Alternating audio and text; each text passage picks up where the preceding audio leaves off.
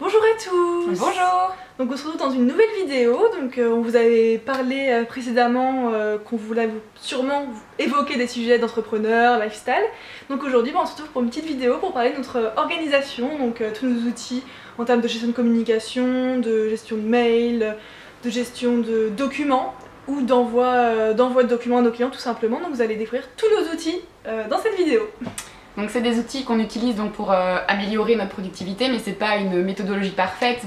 Chacun fait comme il le sent en fonction de sa personnalité, son équipe, son secteur d'activité.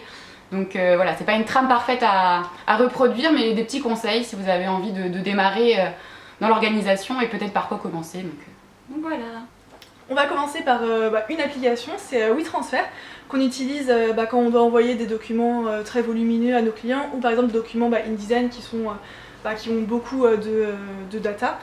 Donc en fait on utilise WeTransfer, ça permet en fait d'envoyer des documents via une plateforme. Donc en fait on rentre notre adresse mail, on rentre l'adresse du client, un message, nos documents et en fait ça l'envoie. Et en fait le client du coup il va recevoir un lien où il pourra après télécharger les documents. Donc ce lien bien sûr il est valable pendant un certain temps. Il n'est pas valable indéfiniment parce qu'il ne faut pas que les documents non plus restent indéfiniment sur sa boîte mail. Le but c'est quand même de les télécharger et pas de les oublier aussi. Donc c'est quand même une application, un outil quand même qui est vraiment indispensable pour envoyer des gros documents à ses clients. Tout à fait. Donc le deuxième outil qu'on utilise, c'est une plateforme collaborative, donc c'est Google Drive. Donc je pense que tout le monde connaît à peu près Google Drive, mais rapidement, donc c'est comme je viens de vous dire, une plateforme collaborative qui nous permet de travailler en temps réel toutes les deux sur un même document ou sur des documents différents. C'est aussi un espace de stockage, donc on va stocker tout ce qui est audio, vidéo, calendrier, tableur, texte, donc voilà. Et ce qui est intéressant aussi avec Google Drive, c'est que vous pouvez travailler hors connexion. Donc vous n'êtes pas obligé d'avoir une connexion internet pour travailler dessus. Vous pouvez créer des documents, des dossiers, même sans connexion. Et après, il se met à jour automatiquement et il enregistre ce que vous avez fait avant. Donc c'est vraiment notre outil principal, on va dire, pour partager nos dossiers, etc. Et donc tout est partagé sur le cloud, donc c'est sécurisé et voilà. Et nous, ça nous convient très bien. Le troisième outil du coup qu'on utilise c'est Google Agenda. Google Agenda pourquoi? Parce que pour nous on le trouve vraiment très pratique. En fait on peut mettre tout simplement tous nos événements dedans et les classer. On a différentes couleurs en fonction des événements, en fonction de qui s'occupe de telle tâche aussi parce que forcément on va pas faire la même chose tout le temps. Donc en fait Google Agenda pour nous ça a été vraiment pas une découverte mais une révélation sur le fait de se partager les tâches au quotidien. Parce que c'est tout qu'en plus après on peut s'envoyer des invitations via l'adresse Gmail. On peut aussi programmer des événements, par exemple, c'est vrai qu'on a des événements qui peuvent être récurrents, que ce soit des programmations pour les réseaux sociaux, des fois ça va être un même thème chaque semaine. Donc en fait ça vous pouvez aussi le programmer dans Google Agenda, donc vous pouvez faire une récurrence, vous pouvez aussi faire des rappels. Nous on l'a mis en place par exemple des fois quand on participe à des webinars, en fait ce qu'on fait c'est qu'on se met un rappel 30 minutes avant, comme ça au moins on a une notification de Google Agenda. Et c'est beaucoup plus pratique pour pas oublier aussi ce genre de petits rendez-vous quotidiens. Donc ouais, Google Agenda c'est vraiment très pratique et surtout pour au niveau des couleurs. C'est vrai que quand on met nos tâches dedans, en fait on peut dire ça c'est pour un client, c'est de telle couleur. Nous je sais que quand on doit réfléchir à une couleur, une couleur n'importe quoi, à une tâche toutes les deux, du coup c'est une couleur qui est lavande. Aurélie a la couleur orange, moi j'ai la couleur rose pour mes tâches, les webinaires c'est vert, quand il y en a une qui est en congé c'est jaune, donc c'est vraiment bien classifié. Et surtout avoir des couleurs et pouvoir vraiment noter ses tâches heure par heure, ça permet aussi de directement, on a son agenda, rien que sans lire, on sait directement à qui va s'adresser la tâche qu'on fait. Si elle s'adresse à Aurélie, si elle s'adresse à un client, si c'est quelque chose d'urgent. Google Agenda, ça a vraiment été, c'est vraiment aussi pour ça, pour planifier toutes vos tâches à ce niveau-là et savoir vraiment comment les classifier. Et aussi pouvoir choisir aussi les tâches prioritaires, les tâches un peu secondaires, pouvoir les déplacer, les reporter, etc. Donc c'est vraiment un outil très pratique et surtout s'il se lie avec votre adresse mail, c'est encore plus simple de pouvoir juste transférer l'événement, l'ajouter, ça se fait automatiquement et puis au moins tout le monde est content. Alors le prochain outil, je pense que vous n'allez pas forcément vous attendre à ce qu'on parle de lui parce que dans la première vidéo on avait dit qu'on ne l'utilisait pas, mais tout simplement c'est parce qu'on s'était pas encore penché sur le dos. Donc on l'utilise maintenant depuis une semaine, une semaine et demie peut-être, et donc c'est vrai qu'on a vraiment remarqué que c'était THE outil d'organisation. On peut faire tellement de choses, c'est aussi pour ça que ça fait un peu peur en fait au début parce qu'on peut faire tellement de choses qu'au début on arrive, on est perdu, il y a plein de templates. C'est aussi bien si par exemple vous savez pas comment l'utiliser au début, tous les templates sont déjà créés pour vous dans Notion, vous avez juste à les déplacer dans vos dossiers. Nous on l'utilise principalement par exemple nos to-do list, nos plannings, c'est un outil qui nous permet aussi de créer du contenu dessus pour après les transférer sur nos réseaux. On a également notre base de prospection CRM dessus. Nos agendas, on va dire, un peu de réseaux sociaux, on va dire, nos plannings. Donc c'est vrai qu'on l'utilise pour beaucoup de choses. C'est également un endroit où vous pouvez mettre des dossiers avec des liens. Enfin, il y a plein de choses à faire. Donc voilà, on va pas faire un exposé dessus parce que je pense qu'il y a plein de vidéos sur ça et tout le monde le connaît maintenant, mais, ou presque, j'imagine. Mais voilà, donc Notion, c'est vrai qu'on vous le conseille parce que c'est vraiment le top du top. Ensuite, un autre outil qui est là, qui va être vraiment lié à un seul réseau pour nous, c'était Instagram. En fait, du coup, pour planifier nos publications, on utilise FeedPreview. Parce qu'en fait, comme ça nous permet de pouvoir voir en fait chaque publication, comment elle va être retransmise dans notre feed en fait, tout simplement. Donc en fait, via cette application, on peut directement mettre nos photos et en fait, on peut choisir si on veut faire un carrousel, si ça va être une vidéo, si c'est une photo tout simplement. On peut directement l'éditer aussi dedans, donc c'est aussi un gain de temps. Et surtout, pouvoir se dire, ok, bon cette publication, on la met d'abord en premier, sachant que je sais pas si vous avez vu notre Instagram, mais nous, du coup, c'est par couleur, c'est-à-dire qu'on a 6 par 6 des couleurs, donc en gros toutes les publications on va changer de couleur, donc ça permet de tout planifier et comme ça au moins quand on crée une publication en avance, on n'est pas en train de se demander bon dans 2 semaines je calcule, je serai à quelle couleur. Là au moins on le voit directement, on le voit directement dans FeedPreview, donc c'est vraiment une application qu'on conseille. Autant pour le pro, autant moi je sais que j'utilise aussi pour mon perso quand j'ai pour beaucoup de photos à mettre sur mon Instagram, au moins je vois lesquelles mettre pour rendre un peu plus ça joli visuellement, voilà c'est un peu la déviance professionnelle, hein, tout simplement. Mais obligatoire parce qu'Instagram c'est ça, c'est visuel. Ouais, c'est ça, c'est après quand on aime ça, on peut aussi l'utiliser du côté perso du coup. Voilà. Alors ensuite, donc l'autre outil qu'on utilise aussi au quotidien c'est Outlook. Donc nous on l'utilise essentiellement pour les mails, on l'utilise pas forcément pour l'agenda. Et du coup ce qui est bien avec Outlook, donc j'imagine qu'il y a différentes plateformes de gestion de mail et ils font tous un peu les mêmes fonctionnalités, donc nous comme je viens de vous le dire on n'utilise pas toutes les fonctionnalités d'Outlook, mais donc on l'utilise pour les mails. Et donc ce qui est bien avec Outlook c'est donc on peut par exemple intégrer une signature de mail, donc ça aussi pour nous ça a été important en tant qu'entreprise, voilà, de pouvoir garder une cohérence sur tous les canaux de notre identité visuelle. On peut aussi envoyer des rendez-vous à des clients, à des partenaires. On peut mettre un message d'absence automatique, donc voilà c'est assez intéressant et je trouve Outlook ça nous plaît bien comme gestion de mail, donc voilà c'est celui qu'on utilise en tout cas avec nos clients et nos partenaires. Donc un nouvel outil pour nos réunions, on utilise Jitsi. Enfin faut que je vous avoue, moi je ne le connaissais pas avant que Aurélie m'en parle, mais c'est quand même moi qui veux vous en parler. Donc en fait Jitsi c'est un outil pour faire des réunions avec nos clients.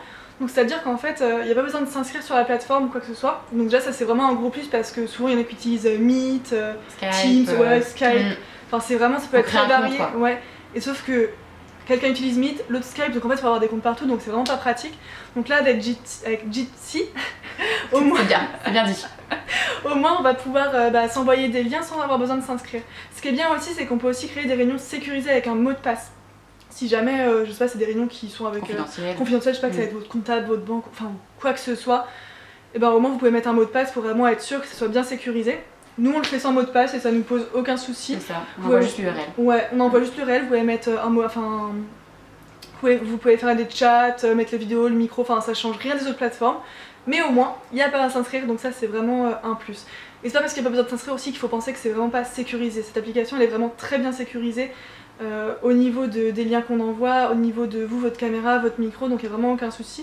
Mais moi pour le coup ça a vraiment été une révélation, enfin je connaissais vraiment pas ça et c'est vrai qu'à chaque fois, moi je me suis souvent un peu pris la tête parce que, enfin personnellement, pas avec l'agence mais surtout personnellement en mode on me demande sur Teams, j'ai pas mon application Teams, j'ai pas l'application... T'as plus ton mot de passe. Ouais voilà, Skype j'ai pas forcément, enfin faut créer un compte un peu plus professionnel, enfin donc...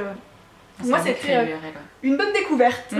Et vous pouvez même mettre le nom de la réunion dans l'URL pour être sûr que les gens savent bien que c'est cette réunion-là, ils ne sont pas trompés d'URL, donc c'est aussi intéressant. Ouais, ils peuvent aussi la caler dans leur agenda, donc au moins ils vont directement avoir réunion, je sais pas, machin, plan de communication. Et au moins ça va directement apparaître comme ça, et au moins le lien, ils savent directement que c'est le lien pour telle réunion avec telle personne, et pas un lien qui va dire JWQ machin. Au moins là vous pourrez directement savoir avec qui c'est. Donc voilà. Ensuite on va vous parler, donc là en fait on vous a expliqué les outils qu'on utilisait au quotidien donc pour nous organiser et on a aussi des méthodes, donc des actions qu'on fait pour être plus productive, dynamique, etc. Donc le premier c'est tous les matins, donc on fait ce qu'on appelle un stand-up meeting. Donc on va dire mot à mot c'est réunion debout, nous on fait quand même assise, mais en fait le principe de la réunion c'est que c'est pas censé durer plus de 15 minutes. C'est une petite réunion où on se raconte ce qu'on a fait la veille, où on regarde ce qu'on va faire dans la journée. Voilà, ça permet aussi de renforcer l'esprit d'équipe, la cohésion, mais en parlant peut-être des choses qu'on a fait, qu'on doit faire dans la journée, etc. On met notre cerveau en mode travail quand même. On n'arrive pas en se mettant bam sur l'ordinateur, on discute pas, on n'échange pas, parce que peut-être qu'Eleonore a pensé des choses le matin. Voilà, elle va me le dire pendant ce stand-up meeting, et du coup c'est une réunion importante qu'on fait tous les matins, pas plus de 15 minutes, et voilà, ça me permet de parler quand même du travail, mais aussi un petit peu perso, comme ça au moins on avance. Sous la douche, on peut avoir beaucoup d'idées le matin. C'est ça, exactement. Donc, devant un petit café, on fait notre petit stand-up meeting. On se partage les idées de la douche. Exactement. Pas trop de révélations. Ensuite, ce qu'on fait, c'est que notre deuxième point, c'est on fait de la veille, en fait, tout simplement pour connaître les nouvelles actualités, se tenir au courant, surtout dans le domaine de la com. Il y a beaucoup de nouvelles idées, des choses qui évoluent rapidement. Donc nous, on le fait tous les matins, tout simplement, au lieu de le faire une fois par mois, une fois par semaine. Là, au moins, ça permet de ne pas avoir trop de choses à rattraper. Et de pas, au bout d'une semaine, se dire « Ah bah t'as vu ça la semaine dernière ? Ah bah non, j'ai pas encore fait ma veille. » Là, au moins, on l'a fait tous les matins. On se partage des informations. Ce qui est bien, c'est qu'on la fait pas forcément sur la même raison, on n'a pas forcément les mêmes sources de veille toutes les deux. Donc en fait, on a créé un document du coup dans Notion. Quitte à l'utiliser, autant l'utiliser jusqu'au bout. Exactement. Et du coup, en fait, on peut se partager dans ce document les liens, si c'est des articles, pour que moi, si je l'ai lu, Aurélie puisse le lire, et inversement. Ou alors, des fois, ça peut être des visuels qu'on se partage aussi, ou des fois, si je lis un truc, je lui dis directement, parce qu'à un moment donné, on est en face, donc c'est aussi le but de pouvoir échanger. Mais du coup, tous les matins, on a cette veille, et c'est plutôt pratique. Enfin, moi, je vous la recommande, en tout cas, de faire ça tous les jours, matin, après-midi, midi, enfin... À l'heure qui vous convient. Voilà, c'est ça. Nous, c'est le matin, parce qu'au moins, comme ça, c'est fait. Mais c'est vraiment un truc que je vous recommande pour vous tenir au courant des actualités de votre métier, parce que... ça bouge tout le temps. Ouais, ça bouge beaucoup et c'est toujours très intéressant. Enfin, quand on aime quelque chose, quand on a une passion, on a toujours envie aussi de connaître ce qui nous entoure, ce que font les autres personnes. En fait, c'est pas forcément des concurrents, tout le monde a des bonnes idées. Et moi personnellement, je prends pas ça pour de la concurrence ou quoi. Je pense qu'il faut aussi lire ce que les autres font. Il faut aussi s'intéresser faut aussi s'intéresser à ce que les gens qui font le même métier que vous font aussi, en fait, tout simplement. Ensuite, donc la prochaine action méthode qu'on s'est mis à faire quand on a créé notre agence, donc c'est des to-do list, la fameuse to-do list. On a d'ailleurs écrit un article sur notre blog sur ça parce que c'est on va dire quand on pense à productivité, organisation, voilà, le premier truc qu'on pense, c'est la première action, c'est les to-do list journalières ou par semaine, etc. Donc nous, ce qu'on fait, c'est le vendredi matin, en fin de matinée, on va faire notre to-do list pour la semaine d'après. On regarde également l'agenda de la semaine en cours pour vérifier si on a pu faire toutes nos missions, toutes nos tâches. S'il y a des choses qu'on n'a pas eu le temps de terminer ou qu'on n'a pas pu faire, et on la duplique et on la reporte grâce à Google Agenda la semaine d'après. On met les couleurs, etc. Et donc c'est vraiment tous les vendredis, voilà, on sait au moins en arrivant le lundi matin de la semaine d'après que la to-do, elle est faite. On sait ce qu'on doit faire journée par journée. Ensuite, ce qu'on fait aussi pour nos publications sur nos réseaux sociaux, nos articles de blog, c'est qu'on a un calendrier éditorial. Donc en fait, dans ce calendrier, nous, on a mis du coup sur Notion là tout récemment. En fait, pour vous expliquer, on a utilisé un calendrier sur Notion en fait, avec toutes nos idées tout simplement. Des fois qu'on a une idée qui nous vient, au moins la note dedans, elle n'est pas perdue. Et on perd pas du temps à l'expliquer pendant 2 heures. On en parlera pendant notre point bas. Et en fait, ensuite, on a un calendrier donc, pour tous les mois de l'année, tous les jours de l'année, où en fait, on va pouvoir se dire tel jour, on fait telle publication, tel jour, c'est tel article de blog qu'il faut préparer. Et en fait, ce calendrier nous permet aussi d'organiser nos to-do list, justement, que vient vous parler Aurélie, journalière et pour la semaine. Parce qu'en fait, on va directement voir, pour la semaine prochaine, j'ai cette publication-là à faire, pour dans 2 semaines, j'ai cet article-là à faire. Donc en fait, ça nous permet de nous avancer. Nous, notre planning, là, il est fait pour 1 mois, 2 mois ? Ouais, quasiment, ouais. Donc comme ça, au moins, on sait qu'on a ça à faire pour dans 2 mois, et en fait, on peut déjà avancer là-dessus, et pas se dire... c'est demain j'ai ça à faire, si j'ai pas le temps, comment je fais ? Parce que les imprévus ça arrive, il faut pas oublier. Exactement. Donc au moins avec ce calendrier, nous ça nous permet vraiment de bien définir tout ça, bien définir nos posts, les visuels, les textes, les journées mondiales, toutes les actus en fait tout simplement. Donc tout ça c'est bien répertorié dans ce calendrier éditorial et moi je vous conseille vraiment d'en faire un. S'il y a vraiment un truc à faire, c'est vraiment planifier vos contenus parce que sinon c'est là que ça va se perdre, vos idées vont s'embrouiller, vous allez avoir une idée un jour, vous allez l'oublier le lendemain parce que y a plein de choses qui se passent dans votre tête quand on est entrepreneur, on a toujours plein d'idées, on a envie de parler de plein de choses. Voilà.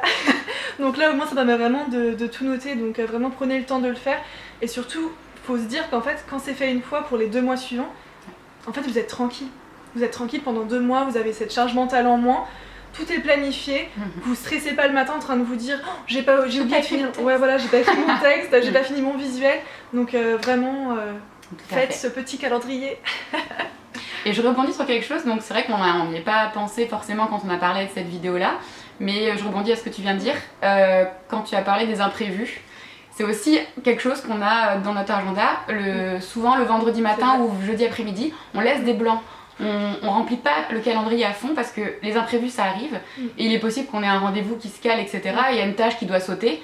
Et bah si c'est un peu trop important à faire dans la semaine et qu'on n'a pas envie de la décaler la semaine d'après, on sait par exemple que le jeudi un peu en fin de journée et le vendredi matin en fin de matinée, et ben on a des blancs.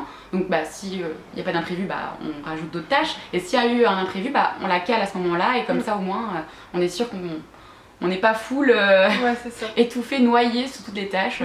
Il y en a toujours, surtout qu'on aura au moins toujours sur un créneau à dédier à quelqu'un. Mais les gens qui nous appellent, ah bah il faut absolument que je vous voie, ah bah au moins on sait qu'on a ce créneau là et surtout bah ça revient un peu à ce qu'on a dit tout à l'heure avec le Google Agenda, les couleurs classifiées. C'est que bah au moins on pourra directement bon bah cette tâche elle est pas urgente donc on peut la décaler. Donc ça revient vraiment toujours à ça en fait, à cette notion d'organisation. Prioriser, etc. Et se laisser aussi de l'espace et pas non plus.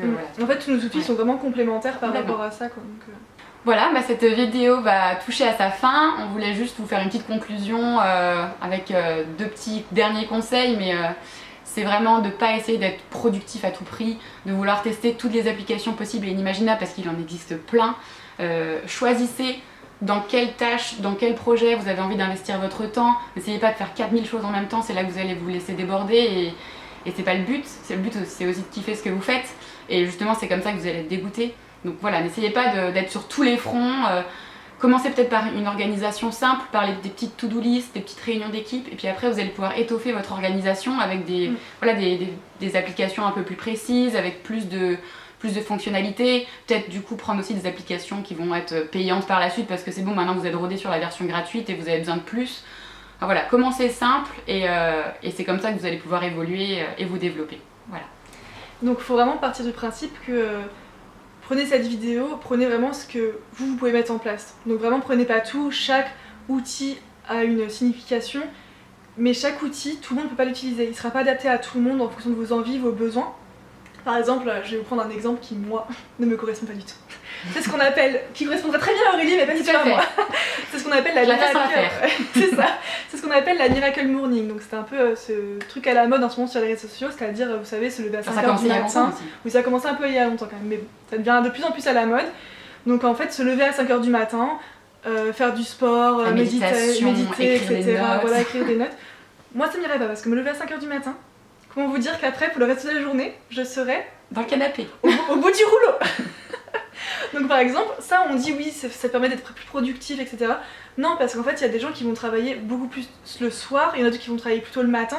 Donc en fait, à vous de trouver ce qui vous correspond le mieux, votre rythme, les outils qui vous correspondent, les outils par lesquels vous vous sentez animé au quotidien, qui vont vous aider à avancer tout simplement. Mais ne vous dites pas, c'est pas parce que tout le monde utilise ça qu'il faut que je l'utilise. C'est vraiment aussi ce qu'on veut vraiment précis dans cette vidéo parce que nous on partage beaucoup d'outils, beaucoup de choses qu'on utilise au quotidien. Déjà nous on est 2 donc on est forcément obligé d'utiliser beaucoup d'outils. Collaboratifs. Voilà c'est ça. Mais on veut vraiment faire comprendre par contre que choisissez les vôtres, ceux qui vont vraiment vous aider au quotidien et ne suivez pas forcément des gens juste pour la mode. Faut essayer. Mais nous on a un très bon exemple. Notion on a essayé, mais on l'a pas fait parce que tout le monde l'a fait pour la mode. Mais on a testé pour être sûr que ça nous convienne ou pas. Et finalement ça nous convient. Donc essayez mais vous bornez pas, si ça marche pas, ça marche pas. Trouvez les vôtres et puis c'est pas parce que tout le monde utilise cet outil que vous devez l'utiliser aussi.